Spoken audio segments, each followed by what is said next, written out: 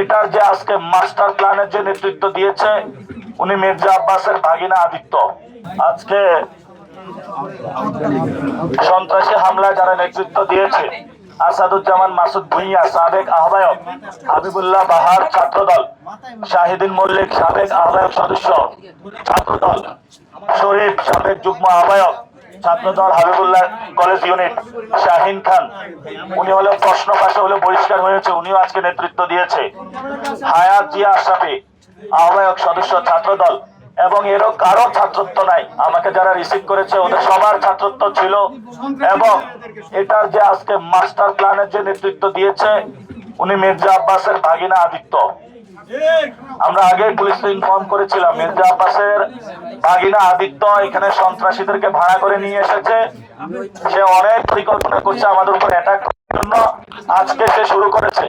আমি প্রশাসনকে বলবো, যদি ইলেকশন কমিশন বা বাংলাদেশের মানুষ নিরাপত্তা না দিতে পারে, আপনারা যদি মির্জা আব্বাসকে সংসদে নিয়ে যেতে চান, বিএনপির গুন্ডা মাস্তানদেরকে নিয়ে যেতে চান, তাহলে বলেন আমরা মাঠ থেকে উঠে যাই। যদি ভোট হয় আসলে আমরা গণতন্ত্রে যেতে চাই, আমি বিএনপিকে বলবো আপনারা যদি সত্যি শহীদ জিয়া এবং খালেদা জিয়ার পথে থাকেন, এইসব সন্ত্রাসী কর্মকাণ্ড বন্ধ করেন। আমরা যে পরিস্থিতির মধ্যে দিয়ে যাচ্ছি, আমি কিছু বলবো না, আমি বাংলাদেশের মানুষের কাছে আজকে বিচারটা দিলাম।